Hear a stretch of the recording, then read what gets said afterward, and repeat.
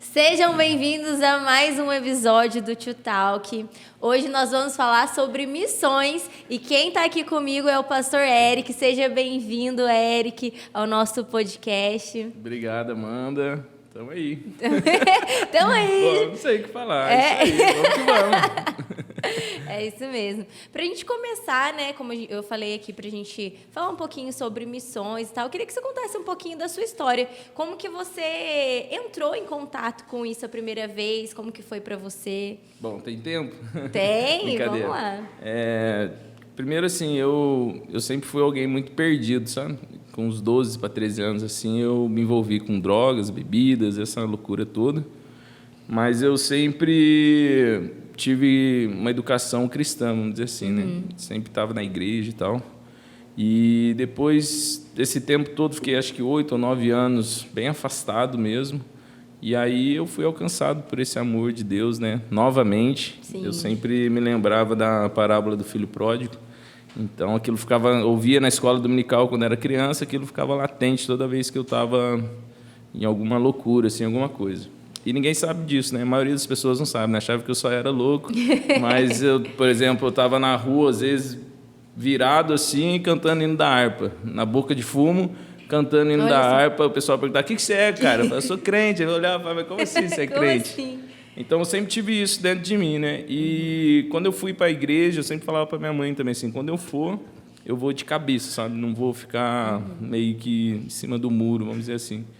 Então, o meu envolvimento com missão, eu acredito que se deu por causa dessa experiência com a realidade do mundão, da zoeira, tudo, e entender o clamor das pessoas que estão lá também.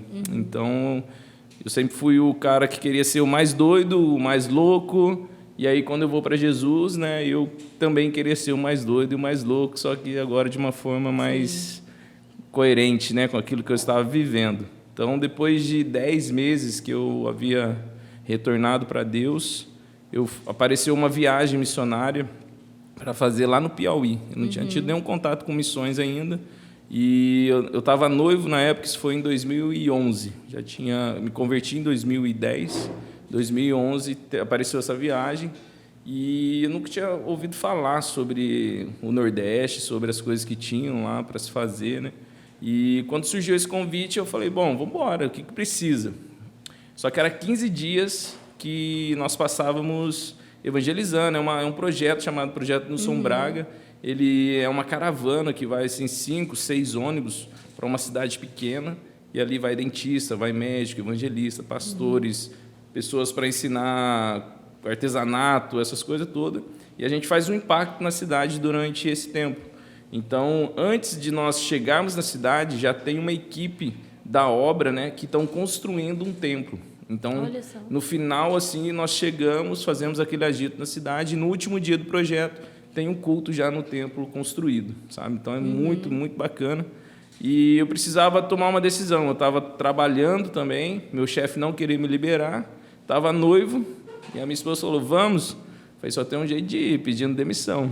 Sim. E aí eu pedi demissão e fui para esse projeto, né? Então, na minha mente, eu ia dar uma palestra para pessoas que usavam drogas ou, sei lá, de alguma forma, assim, nas escolas. Na minha mente eu tinha isso, uma palestra só. Até lembro que eu fiz um alvo ali de alcance, né? Falei, Deus, se eu conseguir alcançar pelo menos 50 pessoas, pô, já valeu a pena. Sim. E tal. E aí, quando eu chego nesse projeto, por ser a maioria das pessoas bem tradicionais, então, naquela época também, quem tinha um testemunho forte, vamos dizer assim, Sim. era a pessoa que ficava ali, né? Nossa, o que vocês da vida dele? Parecia o ET.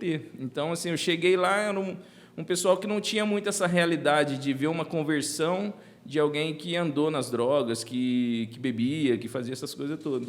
Então, todo mundo falou, o testemunho dele. Apresentaram para a secretária de Educação. E eu fui dar palestra de manhã, de tarde e à noite em todas as escolas que tinha na cidade. Olha só. Que não eram muitas, né? A cidade pequena, eram 6 escolas. Mas, assim, a agenda da semana ficou bem, assim, apertada até. E aí eu tive essa experiência. No final, assim, contabilizando, mais de 600 jovens foram alcançados, né? Naquela época já estava começando a mutilação, a questão da mutilação, era tudo novo ainda, então algumas meninas chegavam, não tem problema com droga, mas eu tenho problema com isso.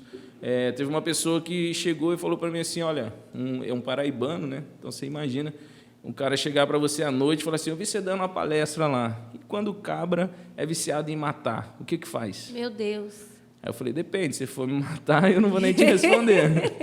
E aí ele começou a compartilhar, falando que no começo ele matava por, na época, R$3.000, e depois era só alguém falar assim, não gosto de fulano, ele ia lá e matava. Então o vício dele, eu estava falando sobre vício, era essa questão de matar alguém, sabe? Então eu pude orar com ele, pude, de alguma forma, falar do amor de Deus para ele, do perdão, né? E eu voltei todo assim, certo de que Deus tinha me chamado para aquilo. Então essa foi a primeira experiência assim missionária realmente. Nós ficamos 15 dias, foi na Paraíba, no começo eu falei Piauí, mas foi na Paraíba, e lá Deus mostrou para mim que era possível, através da minha vida, eu alcançar outras pessoas que estavam também passando pelo que eu passei, ou iam entrar nesse caminho, ajudar famílias. Então, assim, a primeira experiência foi essa, sabe? Foi muito marcante. E foi aí também que você teve uma convicção de que seu propósito estava envolvido nisso. Isso, foi aí que eu tive, assim, eu fui chamado para isso, sabe? Eu acredito que o chamado, ele sempre vai apontar o que fazer, né? E, no momento, o que fazer. Então, Deus chama a gente para fazer alguma coisa. Hoje, eu tenho convicção de tudo que eu tenho vivido, né? Ainda não está em sua plenitude, mas eu sei que naquela época era para fazer aquilo. Então, nós temos um chamado, mas em cada época Deus está nos chamando a fazer algo que vai construir aquilo que é a plenitude do chamado, do propósito. Então, eu vejo que muitas coisas na minha vida antiga, as amizades, pessoas que eu convivi, hoje acaba cooperando também para que o projeto aconteça, para que o propósito aconteça, sabe? Então, eu acredito que, cara, tudo Deus está conectando, fazendo, né? E é muito difícil, assim, para as pessoas que querem ir para esses lugares, começar um projeto. Como que funciona? Bom, não é difícil, né?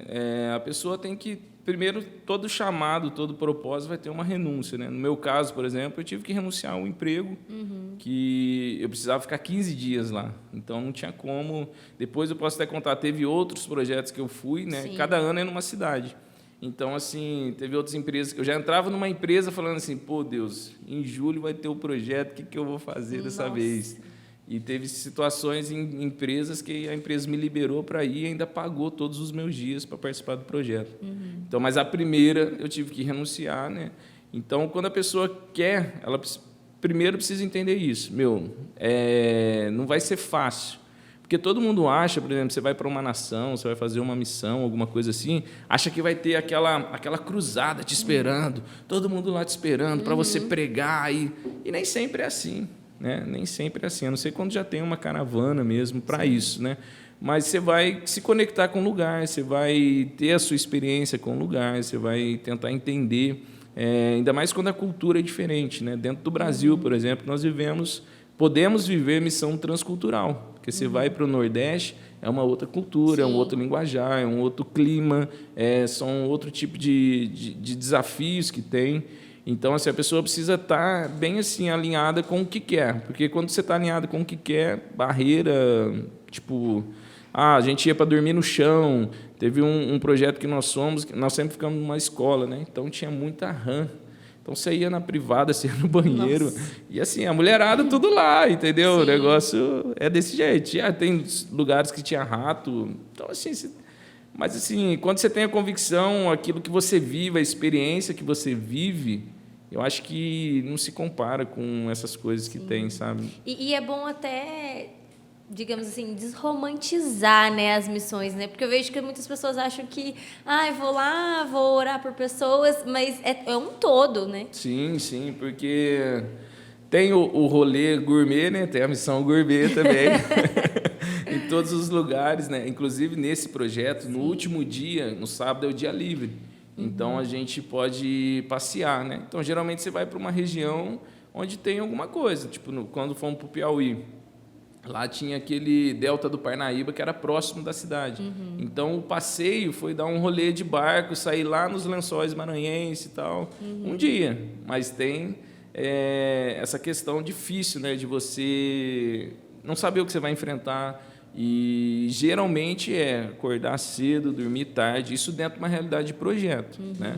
Porque o projeto ele já tem algo ali para acontecer, então já tem um começo, um meio, um fim, você sabe que é 2 semanas, tudo.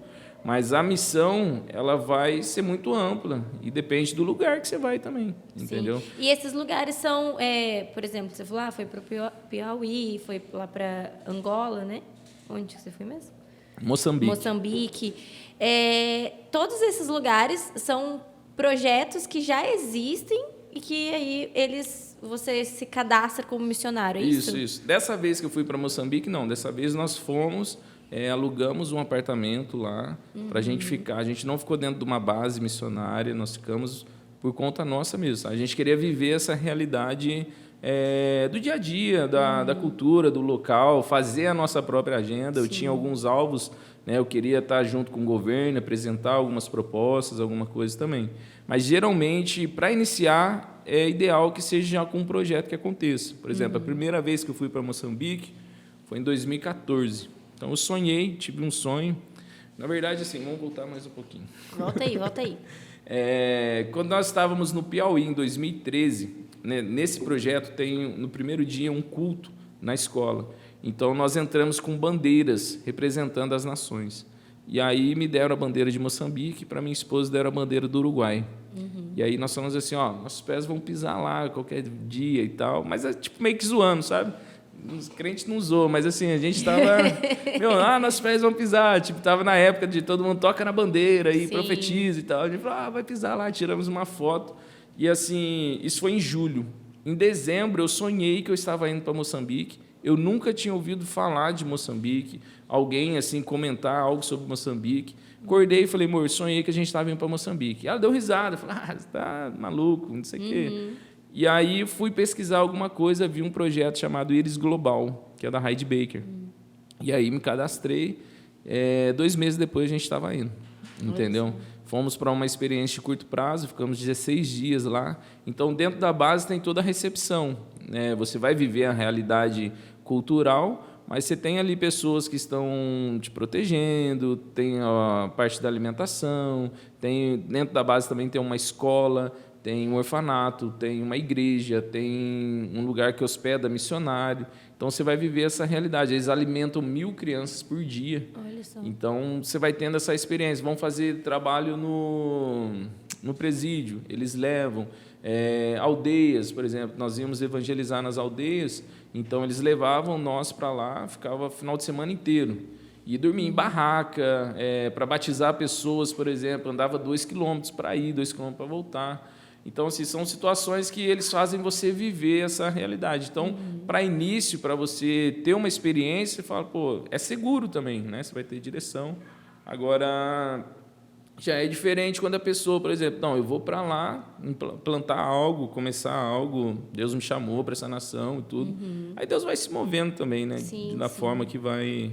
A pessoa tem um chamado e tudo, Deus acaba fazendo um trabalho social também, né? Também. Você faz a evangelização, mas também igual essa parte aí de alimentação das crianças. Que assim, eu costumo dizer o seguinte, tudo que nós fazemos é espiritual, nós somos seres espirituais. Sim. Então, assim, às vezes eu não divido muito o que é social, o que é espiritual por conta disso. Nós fazemos algo espiritual porque nós carregamos isso, né? Sim. Então, assim, dar comida para quem tem fome também é espiritual, sabe? Num lugar como Moçambique, não só Moçambique, eu já tive em favelas, no Rio de Janeiro, em outros lugares, você vai ter um ponto de contato com a realidade. Então, o que eles precisam aqui? Poxa, eles têm necessidade de comer. Lá em Moçambique, come uma vez por dia. E olhe lá. Entendeu? Então, assim, eu vou falar de Jesus para eles, eles vão ouvir, mas eles também querem comer. Então, se o muçulmano chega e fala de Maomé, eles vão lá e querem comer, entende?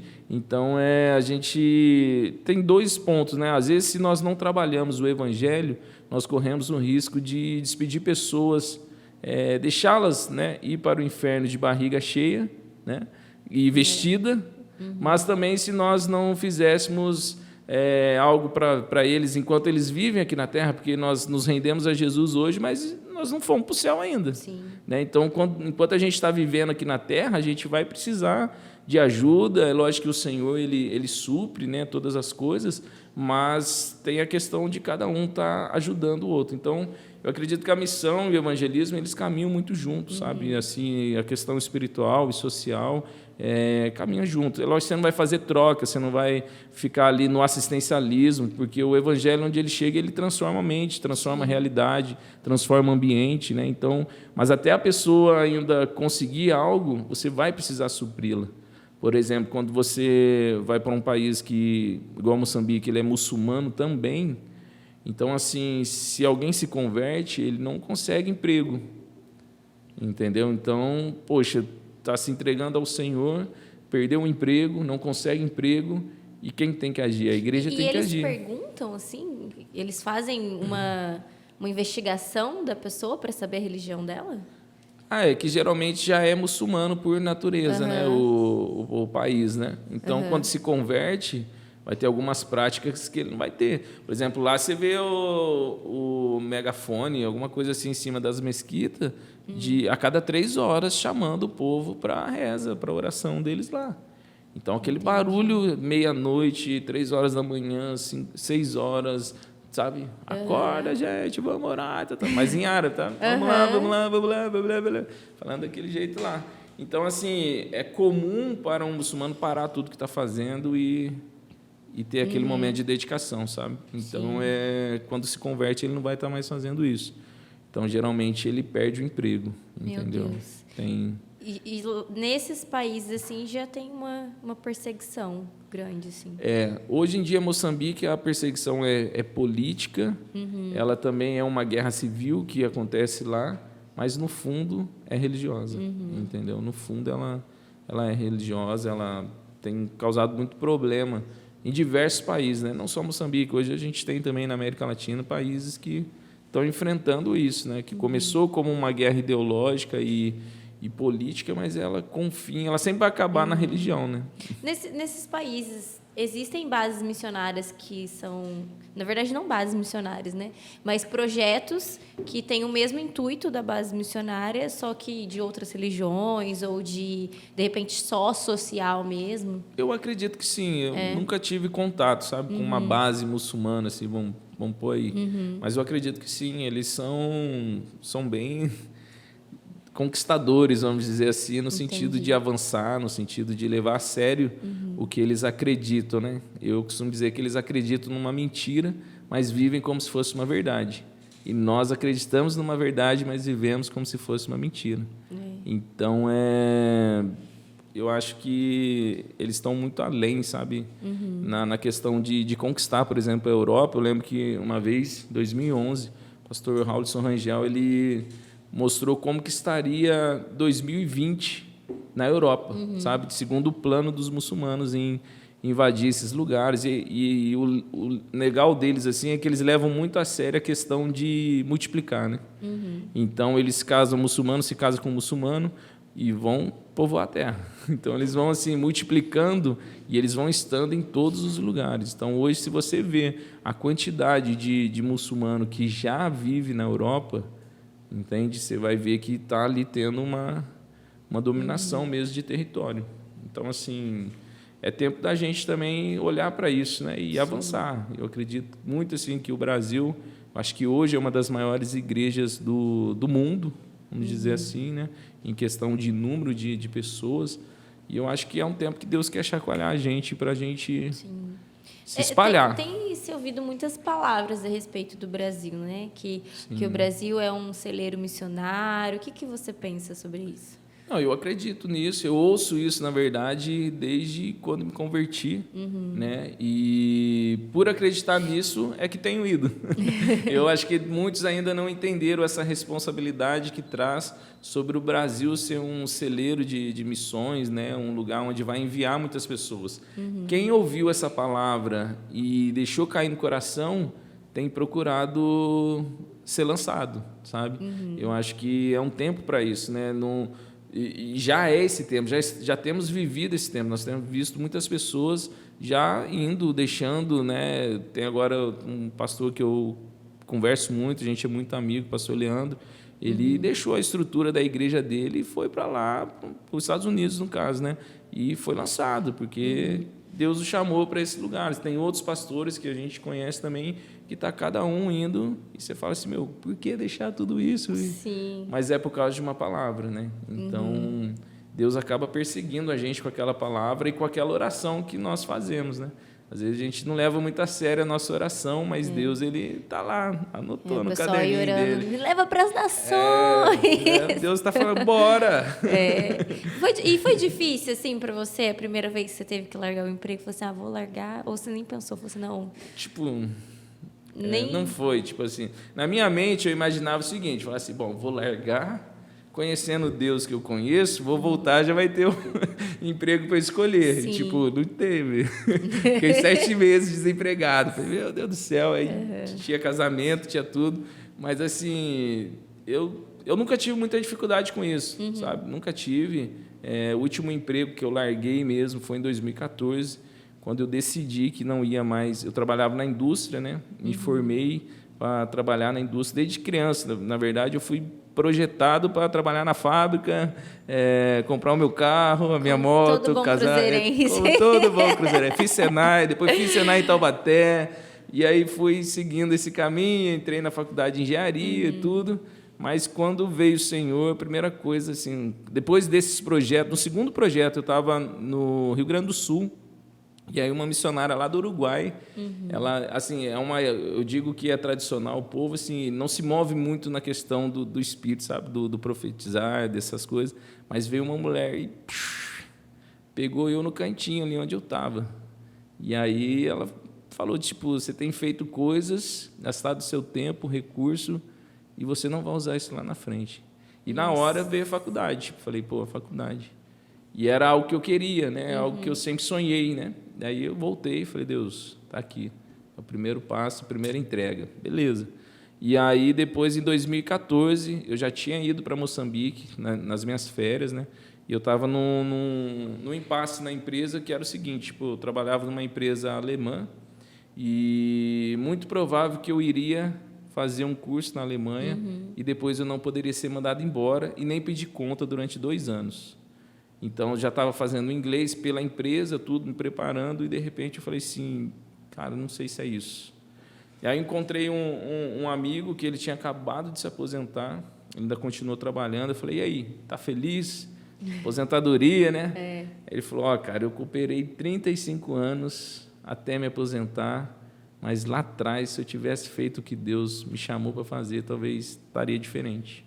Com certeza. Eu falei, eu não quero ser esse cara lá na frente, não. E aí eu estava numa canoa, tipo, em vários momentos da nossa vida, a gente vai estar com um pé em cada canoa, né? Tipo, aqui uma coisa, aqui outra. E você vai levando, até onde dava, evangeliza aos finais de semana, nas férias, mas teve uma hora que eu precisava tomar uma decisão. E aí, em 2014, minha esposa passando por um tempo de oração, minha esposa também, ela topa tudo, sabe? Muito doido isso. E aí nós chegamos à conclusão. Falei, então já era. Já era. Falei, não volto mais. Passa o que passar, não vou voltar. E como que você teve essa certeza, né? Eu acho que o que mais traz dificuldade, assim, para muitas pessoas, que eu vejo até falando, como que eu sei que é realmente isso que Deus me chamou, como que eu tenho essa convicção mesmo, não, é realmente isso, igual nessa situação, como que tem essa convicção? Eu vou largar meu emprego porque Deus tem um propósito nisso. Como que você consegue passar para a gente, para quem está assistindo, ter essa certeza? Como que foi essa experiência para você? Não tem como fazer uma doutrina disso. Né? Então, acho que cada um tem uma experiência no momento em que é despertado, tudo. Mas comigo aconteceu uma insatisfação muito grande com aquilo que eu sempre quis. Então, assim, poxa, não estava fazendo sentido. E aquilo estava me fazendo mal, sabe? Me deixando irritado, me deixando estressado. Já não ia trabalhar mais com o mesmo ímpeto, já, sabe? Um negócio assim dentro de mim. Meu, o que eu estou fazendo aqui? Entendeu? Então começou assim, só que isso pode ser um sintoma de preguiça também, né? Tipo, não quero trabalhar, meu, tô injuriado. E tem gente que entra nesse sintoma de, vou fazer a obra, entendeu? Vou fazer a obra para não precisar trabalhar mais. Exatamente. E aí, pelo contrário, é onde a gente mais trabalha, meu. Mas assim, comecei a ter esses sintomas e vi que não era preguiça, realmente. Eu falei, bom, Deus, eu acho que o Senhor está me chamando para algo. E já fazia, né? Deus não chama ninguém que está parado também. Então, pelo menos alguma coisa daquilo que você foi chamado, você já vai estar fazendo, entende? Então, assim, começou essa insatisfação, esse negócio, conversando com a minha esposa, Vanessa, não sei, isso está acontecendo, tal, e outras coisas andando, sabe? E aí, mas o ponto de decisão mesmo foi exatamente esse. Quando eu tive com esse rapaz, eu olhei e falei, bom, eu não quero isso para minha vida. E aí eu decidi, vamos dizer assim, pagar o preço para ver o que ia acontecer, entendeu? E eu não pedi para eles me mandarem embora, eu pedi conta, entendeu? Porque era eu que estava querendo recuar, né? Então, assim, Deus sempre chama quem está trabalhando. Isso parece um clichê, mas é uma pura verdade. Missão, ou chamado, ou propósito, não é quando todas as portas estão fechadas e você decide entrar por uma que se abriu. É quando todas estão abertas e você decide entrar pela certa. Meu Deus. Então, assim, tem muita gente que não deu certo na vida e vai arrumar uma fuga nas missões. Bom, nunca gostei de estudar, nunca gostei de trabalhar. Eu vou juntar o pessoal para pagar a minha viagem e vou ficar lá de boa, faço um negocinho aqui, outro ali, e dá pau. Em 2015, nós tiramos um missionário do campo que estava abusando de crianças. Meu Deus. Entende? Lá em Moçambique, numa realidade assim, a gente olhou e eu falei, meu, tem alguma coisa estranha nessa pessoa aí. Ela disse, você está julgando. Eu falei, não estou, não. Eu tenho um faro que... E aí comecei a investigar com as crianças, tudo, e aquele cara estava abusando 1 ano e meio das crianças. Eu estou até arrepiada de nervoso, gente. E aí, assim, tipo... Aí eu falo também que, assim, dinheiro... E eu isso ouvi de um moçambicano, ele falou assim, tem gente que vem aqui, ele tem uma escola lá também, dentro dessa base, e já deram mais de $50 mil. Computadores da Apple, sabe? MacBook, o laboratório, tem tudo, sabe? Um negócio assim. Ele fala, mas o que vocês fizeram, dinheiro nenhum paga. Entendeu? Então, assim, às vezes a gente fala, vou mandar dinheiro. Beleza, eles precisam também, mas se Deus chamou para ir e estar lá, a gente tem que estar lá, sabe? Sim. Então, essa viagem foi muito difícil, porque quando estávamos indo, batemos o carro na Dutra, perdemos o voo. Então, assim, falei, bom, se o diabo não conhece o amanhã, está tentando de alguma forma nos parar, é porque alguma coisa vai ter lá. Tinha uma conexão na África do Sul, perdemos a conexão porque o voo atrasou. Então, ficamos um dia no aeroporto. E uma luta para chegar lá, e quando a gente está lá, começa a perceber, a ter essa percepção, e Deus falando assim comigo no culto, me adora com o olho aberto. E geralmente eu quero fechar o olho, eu quero ver se eu encontro um lugar só nele, né? E eu ouvi uma voz dizendo, me adore com o olho aberto. E quando eu vi aquela pessoa lá ministrando lá em cima, eu percebi algo estranho. E aí eu comecei a conversar com algumas crianças, gravar. Foi difícil porque assim, eu fiquei uns 5 dias, porque eu precisava ter prova concreta, né? Uns 5 dias pegando depoimentos, chorando, sabe, assim, ouvindo as crianças falando o que acontecia, como que era. Então, minha vontade era matar o cara, vou dizer bem, não preciso cortar não, minha vontade era matar ele mesmo, sabe, aquele Érico, eu falei, pô, nem no mundão, na loucura a gente viu uma situação dessa e de repente isso acontecendo, mas Deus deu graça e, enfim, foi embora, Deus ainda foi bom que ele não foi preso, né? Se é uma outra pessoa que descobre e faz de uma outra forma as coisas, e o moçambicano não tolera isso também, né? Então isso é muito grave na lei deles. Então era, sim, possível até uma morte. Então Deus ainda foi bom, guardou, blindou e mandou embora e, enfim. E tem algum tipo de fiscalização da base nesses casos assim, tipo, eles ficam monitorando para ver se não acontece esse tipo de coisa? Então, é difícil, porque assim, nós estamos falando de uma realidade de muita gente. Muita gente. O pastor Carlito ele sempre fala assim, ou você controla ou você cresce. mas também tem um contraponto que é o perigo do sucesso.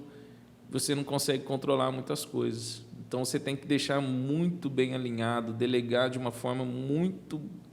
Sabe, é difícil, porque alguém se inscreve para ir para lá e tem a carta de um pastor autorizando, liberando, dando um bom testemunho da pessoa. Você nunca sabe o que pode acontecer.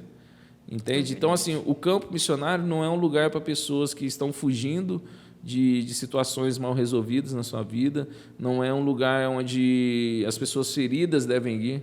Porque, geralmente, aquilo que está mal resolvido na sua vida potencializa num campo, sabe? Aquilo que você enxerga que tem uma fraqueza, se não tiver muito bem tratado e curado, aquilo vai potencializar. Porque, assim, a gente está sendo enviado para um lugar, a gente está lá na linha de frente.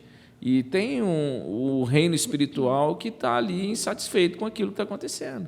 Então, os ataques potencializam, tudo vai sendo mais potencializado. Se a pessoa não tiver muito bem definida, muito bem assim sarada no espírito mesmo, é o que acontece com muita gente que não suporta tanto tempo no campo missionário e acaba, de alguma forma, fazendo algo que não era para fazer, entendeu? E sobre experiências assim espirituais, você já presenciou alguma coisa lá assim?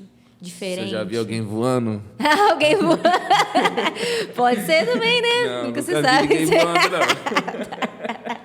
Porque o povo pergunta se já viu. Todo mundo pergunta. Sério? Tem os macumbeiros lá, os feiticeiros que voam, fazem umas coisas. Eu nunca vi, entendeu? Não desacredito, mas assim, isso eu nunca vi. Já vi pessoas orarem e surdos ouvirem. Isso eu já presenciei nos evangelismos na aldeia. Nós sempre vamos levar um filme de Jesus no dialeto das pessoas, né? Então, no final, a gente faz aquele apelo todo e tal. Então, assim, não foi eu que estava orando, mas eu vi pessoas orando e pessoas saindo dali ouvindo, sabe? Então, tem umas coisas, assim, muito doidas que acontecem, sabe? Sim. Mas eu acredito que está ligado ao propósito, né? Sim, com certeza. Tudo ligado a isso. Então, é uma experiência, assim, sobrenatural. Nessa área eu não vi muita coisa, não, sabe? Vi pessoas sendo transformadas no sentido de mentalidade mesmo, de se render ao Senhor, de ser cheia do Espírito Santo de Deus, sabe? Manifestação do Espírito de Deus acontecendo, mas bruxaria, essas coisas eu não vi muita coisa, não. Duas coisas que as pessoas perguntam, né? Você vai para a África, você viu o elefante ou você viu alguém voando lá na vassoura? Essa daí de voando eu nunca tinha ouvido. Nunca? Não. Que isso? Não. Já ouvi, assim, de visões, o pessoal falar que vê bicho. Agora, assim, tem história, por exemplo, dessa vez que eu estive lá, estava conversando com o pessoal, eles falam muito, a cultura moçambicana, ela é cercada de crenças, sabe? Muitas crenças, assim, crendices, muita história, muita coisa. E um pastor estava contando para mim que apareceu, lá tem um negócio com rato. Então, assim, ele contando que uma vez foi orar na casa da mulher e tal, porque parecia um rato lá e parecia que o espírito do menino estava no rato. Nossa. Um negócio meio maluco, de feitiçaria. E aí, um dia o rato apareceu, eles tentaram pegar um rato de tudo que é jeito, paulada para cá, para lá. E o menino, no outro dia, acordou todo arrebentado, como se tivesse levado uma surra. Meu Deus. Um negócio estranho. Assim, um negócio que, assim, e o pastor sério me contando, conheço ele há muitos anos. Ele falou, então tem coisas que a gente, às vezes, porque é fora da nossa realidade, porque a gente nem imagina isso, e teologicamente, isso não existe. Mas, cara, tem coisa que acontece. A gente não sabe o que o mal tem de poder também. As trevas também têm manifestações, né? Assim como o Espírito de Deus se manifesta, as trevas também ela tem o seu modo de se manifestar, sabe? Então, tem algumas coisas que cercam o país africano por causa disso, né? Então, o curandeirismo, a feitiçaria lá é muito forte. É normal, às vezes, você ver um pastor ir no curandeirismo, sabe? Para a igreja crescer, para a igreja fazer trabalho. Sério? Sério. Mas e como que funciona isso? Como que funciona isso? Não funciona, né? Não funciona, não é certo. Sim. Né? Então, assim, é falta de ensino. Falta de ensino. Lá, Teve uma vez que eu fui em 2016, fui para uma região chamada Morumbala, e nós fomos fazer uma escola bíblica de uma igreja que já funcionava, veio alguns pastores de outros lugares, e nós fomos batizar pastores. Olha. Você fala, como assim, meu? Batizar pastores? O pastor não era batizado. E Então de alguém onde que foi eles lá, começam? alguém foi lá, ensinou, falou do evangelho e tal, vou te ungir, ungiu e é pastor e sabe. E já começou Já assim, começou. sem nenhum ensino. É Exatamente. por isso que acaba acontecendo, então, né? Acaba acontecendo isso, é normal às vezes. Entendeu? E assim, aonde há falta de conhecimento, o povo verdade. perece. Então você vê que a cultura deles muitas vezes não mudam por conta disso, porque é uma contracultura. Você tem que ir com a cultura do reino, a cultura do céu, né? Sim. Então, assim, isso demanda tempo, né? O discipular as nações demanda tempo, demanda recurso, demanda esforço. Então, muitas vezes, eu sou contrário a alguns movimentos, por exemplo, no sentido de, viemos aqui, pregamos, e quantas almas? 80 almas se entregaram a Jesus. Mas quem vai cuidar dessas almas? É verdade. Porque, às vezes, vai preocupado com o número, mas quem vai cuidar? Quem vai discipular? Porque o chamado é esse, é discipular, né? É cuidar. Então, assim, quem vai discipular? Quem vai ensinar? Então, muitas vezes, o ministério evangelístico ele também parece com um pai que faz um monte de filho para tudo que é lugar, e um viajante que vai fazendo filho. Quantos filhos você tem? Tem 30 filhos, tem 10 na Bahia, tem não sei quanto no Espírito Santo, não sei quanto em Minas Gerais. É mesmo, cara? Você tem tudo isso de filho? Tem. Cuida de algum deles? Não, só fiz filho. Então, às vezes, o ministério evangelístico, se não for integrado junto com uma igreja que vai discipular, por que eu gosto desse projeto? Quando nós estamos voltando depois das 2 semanas evangelísticas, está indo uma galera que chama Geração da Colheita. Então, eles vão para discipular as fichas, eles pegam as fichas que nós evangelizamos e ganhamos as pessoas, então eles vão para discipular essas pessoas, entendeu? Então, isso é uma forma de cumprir a missão. Não é só o ir de pregar o evangelho, entendeu? Mas ensinando e tal, cuidando. Então, tem a segunda tem que parte, estar integrado. Exatamente. Então, não é só ir, né? Só ir a gente acaba entrando nesse... Se não tiver conectado com uma igreja, se não tiver conectado com alguém que vai dar continuidade, é só número. Fui lá e 80 pessoas se entregaram a Jesus, né? E o missionário, o evangelista, ele é muito cobrado disso, né? E aí, foi lá, quantas almas? Entendeu? Ele é obrigado, às vezes, a dar uma resposta ou vai fazendo, porque quem investiu quer uma resposta. E aí ele fala, preciso levar resposta, então vou fazer isso, vou fazer aquilo. Só que não é assim, entende? Sim. Então, o trabalho que nós desejamos fazer em Moçambique é um trabalho que vai durar muito tempo, entende? Então, ele não pode também ser feito... É a 7ª vez que eu vou para lá. Então, assim, cada vez nós vamos caminhando, fazendo acontecer, para que não seja algo tipo... você vai perguntar, Eric, e aí, quantas pessoas aceitaram Jesus nesse tempo que você esteve lá? Eu não fiz apelo para ninguém. Coloquei pessoas do lado, fomos caminhando, ministrei em algumas igrejas, mas assim, a proposta que nós fomos para lá foi outra, não foi essa proposta evangelística, de números, de estar envolvido com isso, entendeu? E é legal até você trazer isso, porque realmente não só nas missões, mas também nas igrejas locais, né? O pensamento deve ser esse. Exatamente. Né? Não é o número. Que o número no final... Cadê um relatório? O relatório eu posso manipular um relatório, eu posso tirar foto, fazer um monte de coisa. Está aqui o relatório, tá bom? Então, assim, mas realmente está sendo eficaz? Realmente o reino de Deus está avançando com aquilo ali? Entende? E também eu entendo o outro lado, porque hoje eu sou dos dois lados. Tipo, hoje eu também sou pastor de uma igreja e também já tive do outro lado de ser só um missionário, de ser só um evangelista que está ali fazendo algo, né? Então, assim, a igreja também cobra isso, porque a igreja esquece que evangelismo não é a certeza de almas serem entregues. Sim. Evangelismo, para mim, na minha opinião, né? Outras pessoas podem pensar diferente, mas é você anunciar o evangelho. Não quer dizer que naquele momento vai ter a resposta. É verdadeiramente o lance de sair semeando. Sim. Então, vai ter semente que vai cair numa terra boa e vai alguém regar e vai frutificar, vai ter semente que vai tentar germinar, mas vai ser sufocada. Então, assim, o evangelista ele é um semeador, ele não pode sair semeando esperando qual vai dar certo e qual não vai. Né? Até porque na parábola do semeador ele vai descansar, depois ele vai dormir. Sim. E aí que as coisas acontecem. Né? Então, assim, quando há essa consciência de que a igreja está fazendo evangelismo para quê? Para semear. Tem igreja que para de fazer o evangelismo porque não estou vendo resultado, não tem ninguém vindo, não está acontecendo nada. Mas não, está semeando. Né? Então, assim, e missões é a mesma coisa. Investir em missão para quê? Para que investir em algo lá em Moçambique, ou na Venezuela, ou, sei lá, o pastor dele está na Argentina, né? Na Argentina, para que investir lá? Não vai vir na minha igreja. E é muito provável que nunca você vai ver na sua igreja, mas a gente pode ver lá no céu juntos, né? Sim. Então, assim, tem a ver com isso, entendeu? Tem a ver com... E a igreja precisa entender Sim. isso para que o missionário ou o evangelista não seja forçado a replicar isso, Sim. entendeu? Porque às vezes já vão para o campo com aquela pressão, eu preciso, igual fui a primeira vez, Senhor, 50 pessoas serem impactadas.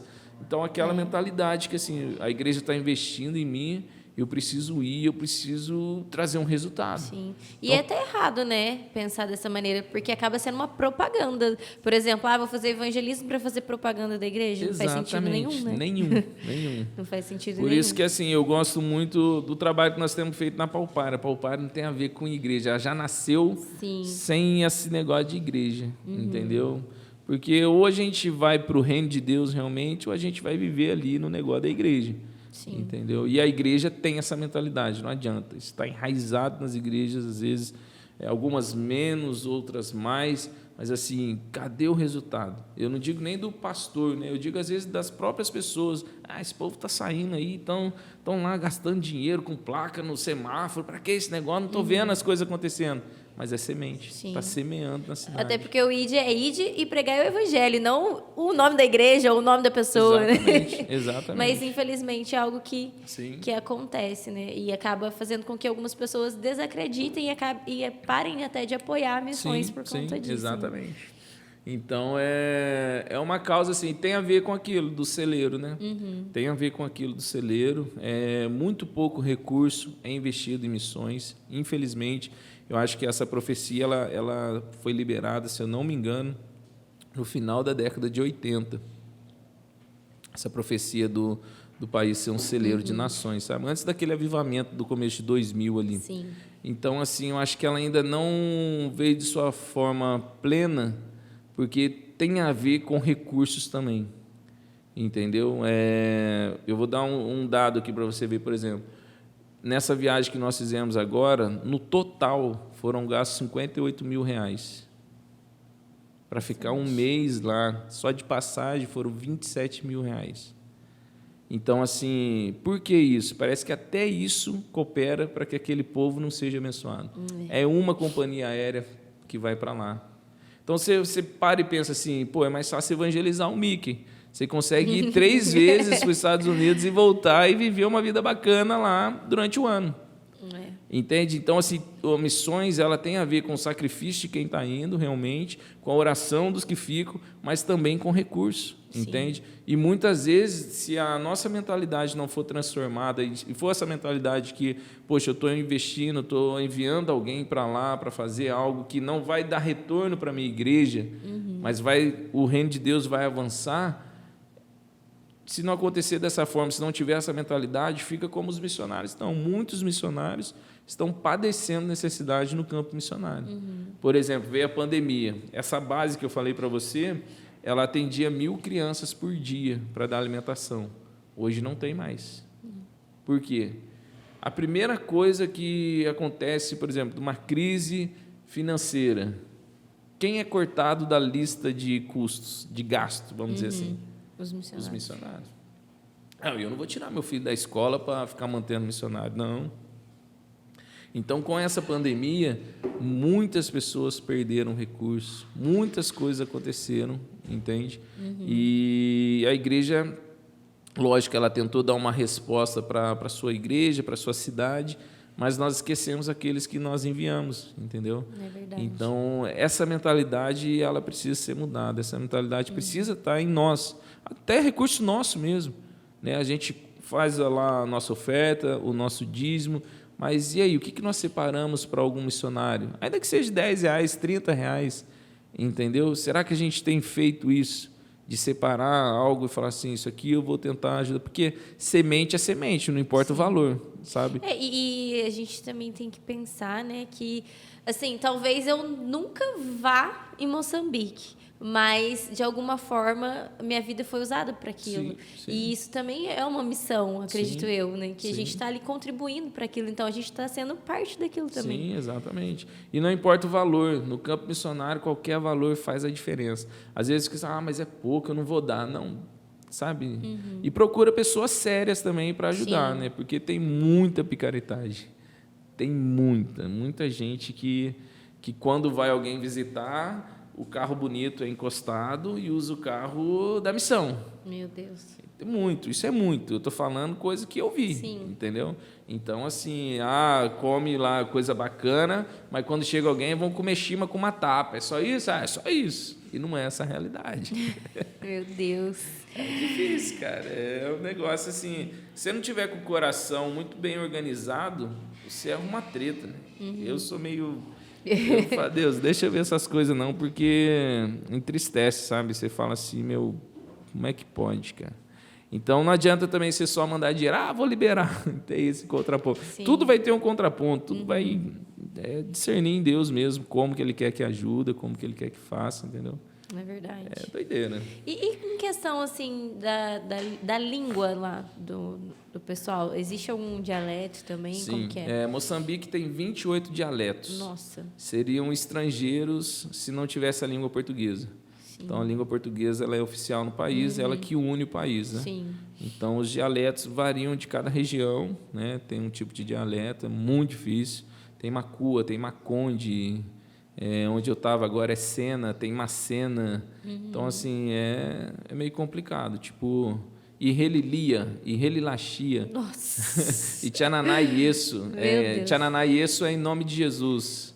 Olha só. Tipo, Tchananakipani. Qual é o seu nome? Aí você responde, Tchananaka Amanda. Meu Deus. Já buguei. Negócio, já bugou, né? Já Então, buguei. assim... E aí vocês acabam tendo que aprender também, né? Porque... Não aprende, não. É Não difícil. aprende? É muito difícil. É o português mesmo. É o português e Mas assim, todos falam, a maioria fala português. todos que foram alfabetizados. Sim. Né?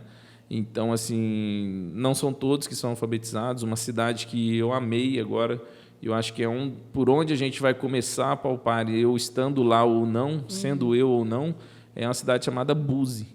É uma cidadezinha com 155 mil habitantes, 45% é analfabeto. Meu Deus. Não, 1/3 é analfabeto e 45% é abaixo de 15 anos. Entendeu? Então, assim, é uma cidadezinha pequena. A gente imagina, assim, Cruzeiro tem 80 mil, nossa, deve ser... Não, ela é menor que Cruzeiro, só que ela é muito povoada. Então, cada casa lá tem 15 pessoas morando. Nossa. Entendeu? Então, assim, é um lugar, assim, propício para começar algo, porque os índices são esses, né? 1/3 analfabeto, 45% abaixo de 15 anos, então criança e adolescente é o que mais tem. Para trabalhar uma geração é a idade ideal, entende? Então, assim, eu fui nessa cidade, eu fiquei encantado por ela, eu falei, meu amor, eu cheguei, a Vanessa não foi, eu falei, amor, olha, achei o lugar. E como que tal lugar. é a receptividade das pessoas, assim? Eles, tipo assim, alguns olham para você, vão falar assim, ixi, esse cara aí tem dinheiro, vou arrancar dinheiro dele. Entendeu? Então, assim, outros vão... Tudo depende da forma que você chega, sabe? Eu, como já é a 7ª vez, então eu já chego, já falo, não sou muzungo, não. Tipo, muzungo é branquelo enjoado. Entendeu? Lá vem o muzungo. Eu não sou muzungo, não. Vou usar isso eu agora, ganho, gostei. Eu ganho, eu ganho em reais, não é dólar, não. Porque eles estão acostumados com os estrangeiros lá. E aí, tipo assim, estrangeiro é dólar, né? Então, e tem gente que vai lá, assim, nós vamos... A gente vai pensar antes de dar qualquer coisa, que não é muito fácil para a gente. Mas para o americano dar um iPhone, toma aqui e tal, com o coração, mexe. Então, eles arrancam dinheiro, sabe? Nossa. Então, quando eu vou comprar alguma coisa, por exemplo, quanto está a carne? 600 meticais. Eu falo, não, eu sei que é 100. Nossa. Entendeu? Então eu falo, não somos um. Ah, pá, tá caro, dá 300. Falei, não. Falei, quanto seria? E sempre estou com alguém moçambicano junto, né? Quanto seria se ele viesse comprar sozinho? Eu quero pagar o preço que ele viria comprar. Aí, tá bom, faz por 100. Olha só. É desse jeito. Então, assim, é muita treta. Tem mais essa tem ainda. Tem mais essa. Tipo assim, olha pra você, tô com fome, não matar bichei ainda, não tomei café e tal, pra você se comover e tudo, mas às vezes é história. Às vezes é história. Então, sabe, tem um negócio assim, cultural, essa coisa da mentira, essa coisa do engano, é um negócio maluco. Então você não pode dar bobeira, tipo, não dá. Você vai gastar. Eu fui numa feira lá, onde vende capulanas, onde vende aquele pau preto, onde vende imã, é uma feira gigante. E aí, a hora que eu e a Vanessa chegamos, todo mundo oferecendo, não sei o quê. Aí eu negociei com o cara, paguei 250 meticais num imã de geladeira. Eu falei, pô, de 500 caiu para 250, fiz um negoção. Aí andei umas 3, 4 barracas assim, o mesmo, fui falar com o cara negociando, 50 meticais. Nossa. Pelo amor de Deus, velho. Então, assim, mesmo com a mentalidade, então chega alguém que não fala a língua, ou um estrangeiro que fala inglês, e está ali tentando se comunicar, toma aqui, não sabe a realidade. Porque, assim, o salário do moçambicano, o salário mínimo é 5.000 meticais. Então, assim, é em torno de R$500. Entendeu? Então, você não tem como você pagar numa bandeira ou numa capulana 1.000 meticais. Você fala, louco, isso aqui é uma semana de trabalho. Sim. Então, não é isso, entendeu?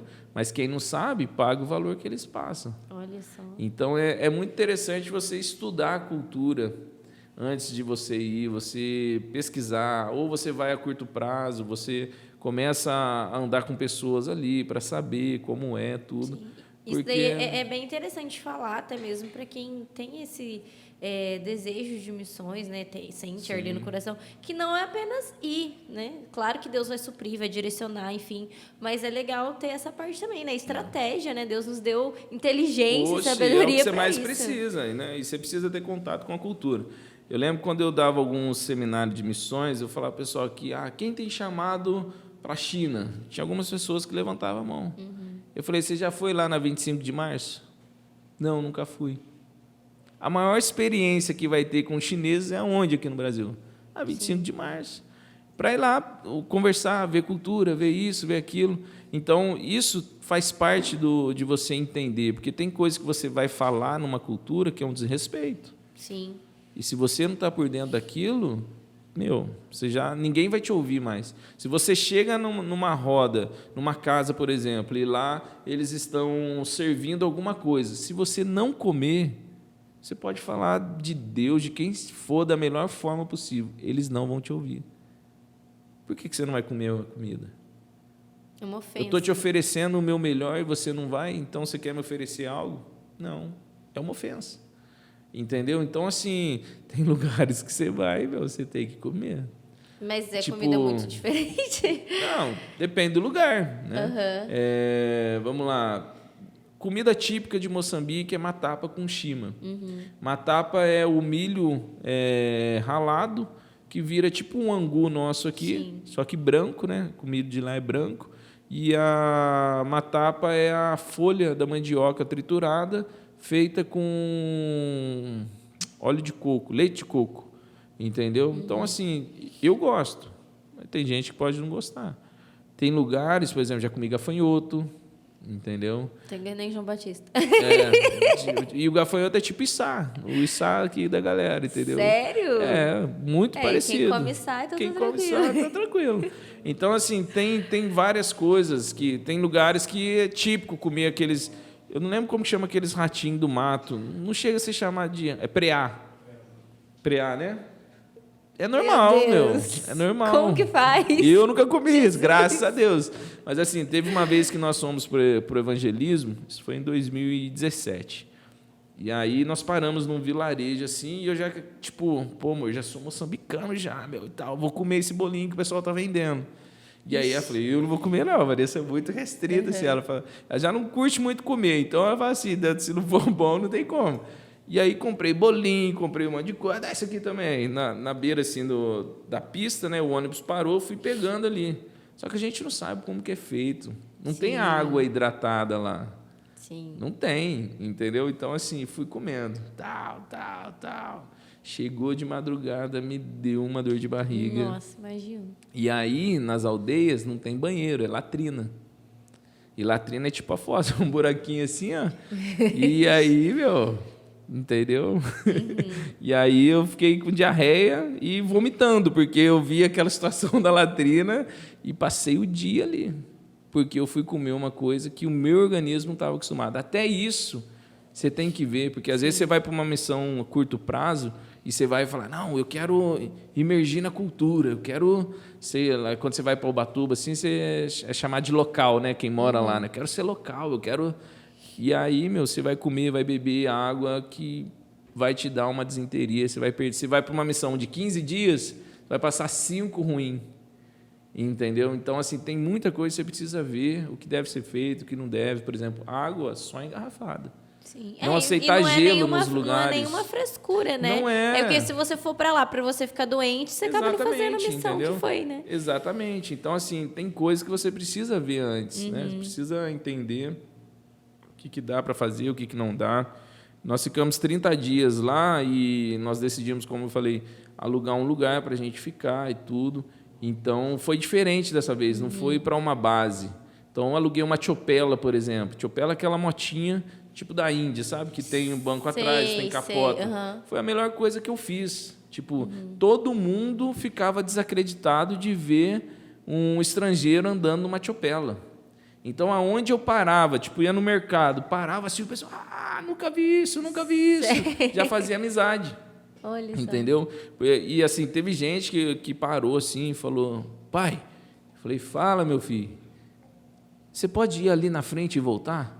Eu falei, por quê? É porque meus olhos nunca viram um branco andar de Chopela. Olha. Eu quero ver. Então, isso para eles foi tipo assim, sou igual a vocês. Entendeu? Sim. Porque isso não existe lá. É um meio de transporte deles, tem muita Chopela, mas alguém dirigindo, aonde eu passava, todo mundo lá, tipo, dando risada, porque nunca viu aquilo. Mas é difícil? Precisa... É uma motinha. É normal. Normal, só que tem 3 rodas, né? E tem para carregar pessoas atrás. Então, eu falei, pô, melhor que alugar um carro. Sim. Tipo, foi assim, estacionava em qualquer lugar, combustível barato. E assim, porque lá é muito caro também. E fiz essa conexão, sabe? Foi uma ótima conexão com o povo. Aonde eu parava, o pessoal ficava assim, mas por que uma Chopela? Falei, todo mundo anda de Chopela, por que eu não posso andar? Sim. Entendeu? Então, foi muito assim, foi uma estratégia. Então, Deus vai dando estratégias para que você consiga... Tem um livro que eu gosto muito, que chama O Fator Melquisedeque. Acho que todo mundo que pensa em fazer algo missionário assim deveria ler esse livro, sabe? É um livro antigo, mas ele mostra em diversas culturas pessoas tentando aproximar o evangelho da cultura, ter um ponto de contato, sabe? Sim. Então, quando pegava, é tipo o Paulo lá no Areópago, né? Que ele vai falar com o pessoal e fala ao Deus desconhecido. Ele usa aquilo ali para introduzir o Deus que eles não conheciam e Paulo estava apresentando. Então, a base do livro é essa. E aí, na cultura, sempre vão ter pontos que dá para você iniciar com o evangelho, você achar esse ponto e inserir, sabe? É muito interessante isso. E você já tem alguma previsão para voltar para lá? Como que tá?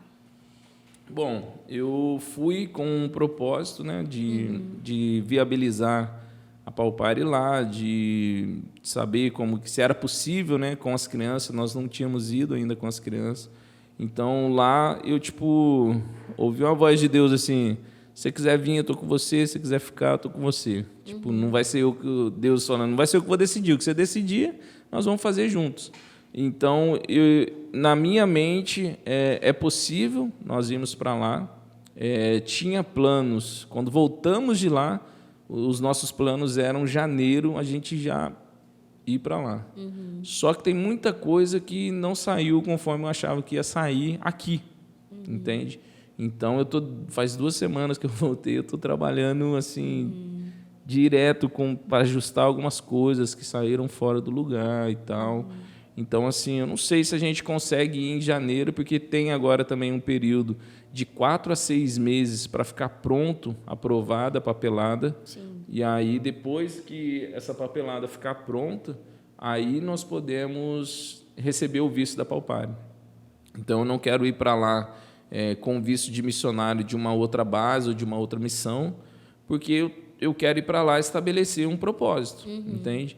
Então, depois eu vou como missionário e depois muda isso. Então, eu falei, não, se for da vontade de Deus, vai acontecer dessa forma. A gente vai ter a Palpare lá e aí nós vamos, de alguma forma, fazer essa viabilidade, entendeu? Mas então, assim, você tem pessoas lá que vão ajudar nisso? tem pessoas lá que já estão movendo toda a papelada, tudo. Eu fiz algumas conexões lá também com o governo, apresentei os projetos, né? Minha irmã mora lá também.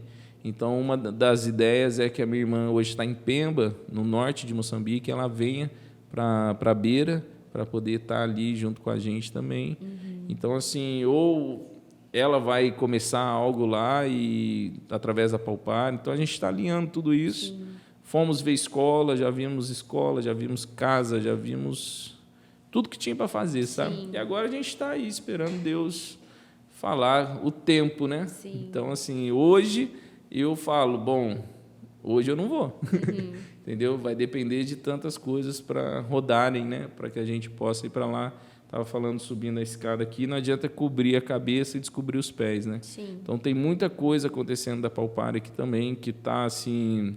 Hoje a gente tem 3 abrigos, tem, sabe, muita coisa acontecendo e tem que estar muito alinhado para que isso não se desfaça, né? Não se perca isso também. Mas hoje você também ainda está na Palpare daqui? Sim. Eu sou o diretor, fundador e diretor, né, da Palpare. Então, a maioria das coisas eu acabo tendo que resolver também. Sim. Embora nós temos mais de 30 funcionários, tudo tem coordenação, tanto aqui como em Cachoeira também, mas ainda tem muita coisa que depende de mim, sabe? Tem muita coisa que ainda não deu para delegar, para deixar rodar sozinho. Até tentei, mas não deu. E como que é essa experiência, vindo mais para cá, assim, da parte dos abrigos? Como que é para você essa experiência? Bom, a Palpare nasceu de um clamor da Vanessa. Eu fui para Moçambique em 2016 e ela me ligou falando, amor, as meninas que estavam lá no balé não vão poder mais usar o lugar do balé, a gente está na rua, onde que a gente vai fazer agora e tal. E eu falei, espera que eu chegando a gente resolve. Só que eu peguei malária lá.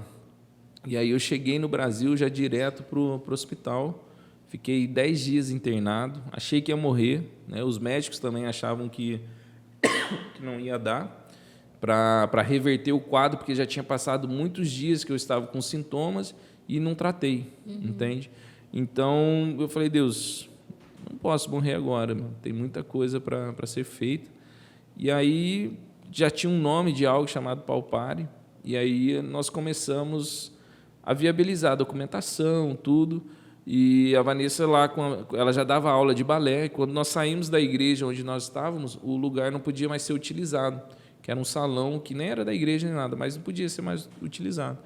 E aí eu falei, bom, vamos esperar um pouco. Apareceu uma pessoa que deixou a casa com a gente, que é onde é até hoje, ali na Rua do Olavo, né? E falou, fica com a casa e você não vai pagar aluguel, só reforma ela e começa o trabalho seu. E aí começou o balé, tudo. Depois começou a operação de inverno, começamos a acolher pessoas em situação de rua para dormir ali. Então, eram 20 pessoas por noite, dormiam, tomavam banho, se alimentavam, tudo. Tinha colchão, tinha tudo para eles. E isso 2016, 2017. E aí começou a gente pensar assim, bom, nós precisamos focar. Ou nós vamos trabalhar com crianças e adolescentes, ou nós vamos trabalhar com pessoas assim, em situação de rua, em drogadição. A gente decidiu e optamos, né, por criança e adolescente. Decidimos fechar um pouco a torneira. Porque, assim, imagina essa sala aqui está inundando, está cheio de água. E a gente vai automaticamente pensar o quê? Vamos pegar uns baldes e vamos jogar a água fora. Mas a torneira está aberta. Então, muitas vezes, o trabalho com pessoas que usam drogas, o trabalho com pessoas que que já estão, né, numa situação assim de rua, ele é essas pessoas juntando baldinho e jogando a água fora. É necessário esse serviço? É necessário, porque a água tem que sair daqui, né? Sim. Mas se não fecharem a torneira, vai continuar sempre esse fluxo. Então, nós decidimos, no sentido de fechar a torneira, focar com criança e adolescente vulnerável. Então, de alguma forma, cada criança que entra no lar, por exemplo, ela tinha um grande potencial de ser um próximo traficante, de ser uma próxima prostituta, de ser alguém que ia morar na rua, porque o ambiente de onde elas vêm resulta nisso. Sim. Entendeu? Então, em 2018, tinha uma necessidade no município de ter uma casa que acolhesse meninos e meninas juntos. Então, ninguém quis fazer isso. Foi feito um edital, ninguém quis fazer. E eu falei, bom, por mim dá para fazer. Tinha acabado de vir de Moçambique. Lá o orfanato tinha 190 crianças. Nossa. Na realidade de lá. Falei, pô, para 10 crianças, isso aí é mole, né? E aí começamos em 2018 um desafio, nunca tinha feito isso, né? A Palpari nunca tinha se envolvido com isso. E comecei a visitar alguns lugares para tentar entender. E o melhor modelo que nós achamos foi Casa Lar, que é um ambiente familiar, que não tem aquele quarto gigante com um monte de beliche, que tem número de pessoas por quarto, os móveis consideram-se uma casa, um ambiente familiar. Então, a gente começou com 11 crianças. Ao longo desses anos, já passaram mais de 82 crianças ali. Olha só. Então, crianças que foram adotadas, algumas retornaram para as famílias, bem poucas, e a maioria foi adotada, sabe? Então, cada um vem com uma história, com um contexto de vida, e a gente decidiu fazer isso, assim, querendo mudar a realidade deles, né? São órfãos, alguns são órfãos, pais e mães abandonaram ou morreram, então vão para lá para ser cuidado, acolhido. O acolhimento é diferente do abrigo. O abrigo, qualquer cobertura é um abrigo. O acolhimento é diferente. Então, a gente tenta transmitir isso para os funcionários também, que ali precisa ser acolhimento. A criança precisa entrar ali, o adolescente, se sentir acolhida, sabe? Acho que isso que faz a diferença e faz eles permanecerem lá, porque muitos não querem ir embora. Mas também nós sabemos que o melhor é estar numa família. Então, por pior que seja a família, se ali tem acolhimento e a criança não está vulnerável, ela tem que estar naquele lugar. Então, a gente não trabalha também para o abrigo ficar cheio. A gente trabalha para o abrigo ficar vazio. Eu, particularmente, falo que seria muito bom se não tivesse abrigo. Sim. Se toda a família conseguisse cuidar dos seus filhos, se as crianças não estivessem em vulnerabilidade. Mas é um mal necessário. Então, assim, nós trabalhamos com equipe técnica, temos psicólogo, assistente social, coordenadores, tudo, cuidadores. Então, a gente trabalha para que a criança saia dali o quanto antes. Então, a gente vai para cima com o judiciário, com promotoria, para tentar agilizar esse processo, entendeu? E foi crescendo, tipo, era para 10 crianças, daqui a pouco a gente estava com 15, precisamos mudar de lugar, veio pandemia, chegou a 26 crianças, entendeu? E são todas de Cruzeiro? Hoje nós temos um lá em Cruzeiro e um lá em Cachoeira. 2 em Cruzeiro e um em Cachoeira. E aí começou a aumentar muito o número, nós dividimos. Uma casa agora ela tem de 0 a 12 e a outra de 12 a 18. Não separa os irmãos, é casa mista também, mas nós entendemos que a dinâmica é diferente, programa de TV que vê é diferente, a maneira de lidar, os adolescentes ficavam muito irritados com a criançada chorando. Então, tipo assim, tem bebês, hoje a gente está com 4 bebês. Nossa. Entendeu? Então, chega a criança, já chegou o dia que a Santa Casa me ligou, falou, a mãe já foi embora, vem buscar a criança. 3, 4 dias. Entendeu? Então, assim, são situações difíceis. Tipo, e a mãe não quer nem saber. Tem criança que está lá e fala, tio, minha mãe perguntou de mim? Não quer nem saber. Falar, né? E aí a gente vai trabalhando com eles, né? Fui levar agora, eu cheguei de Moçambique, eles estavam morrendo de saudade, fui levar todo mundo para a praia. Eu vi! Como que você conseguiu fazer isso? Não sei, é doideira. É aquele negócio que você faz e depois você fala assim, se alguma criança se afoga aqui, eu estou perdido, eu vou preso. Mas assim, eu falei para ele, foi em Moçambique, né? Nós fomos levar o pessoal que a gente estava numa base lá, fomos levar as crianças para a praia. E lá eu olhei e falei, pô, nunca levei minhas crianças para a praia, meu. E aqui nós viemos e está tudo tranquilo. Sim. Aí eu entrei em contato com um pastor amigo meu de Ubatuba. A ideia era passar o dia. Falei, vamos passar o dia aí e tal. Faz um ponto aí na igreja para a gente tomar um café, pelo menos, e tudo, né? Não tem como comprar picolé para todo mundo na praia, né? Sim. E aí ele falou, não, vou arrumar uma casa. Arrumou uma casa pé na areia para a gente ficar Olha lá. só. 2 dias. Então, as crianças foram, alugamos uma van. E primeira vez que eles viram a praia. Tipo, nós chegamos à noite. Eu falei, vamos lá já, direto, pisar na areia e tal. Aí um falou para mim, tio, que bonita a praia, tio. Eu falei, tá à noite, cara, você não viu nada ainda, você vai ver amanhã.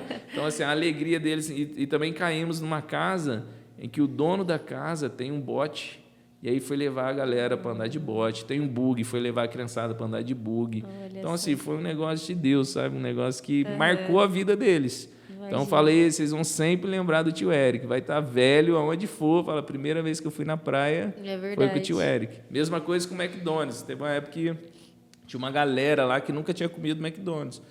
E comprei. Falei, aonde eles passarem, eles vão lembrar de mim. Sim. Tipo, vai estar com o neto, às vezes. A primeira vez que eu comi um McDonald's foi lá no abrigo. E você levou todos? Todos. Então, Olha assim, só. foi muito doido, né? As cuidadoras entraram na pilha também, ajudaram. Então, a gente tem uma equipe boa ali trabalhando também que topa legal. tudo.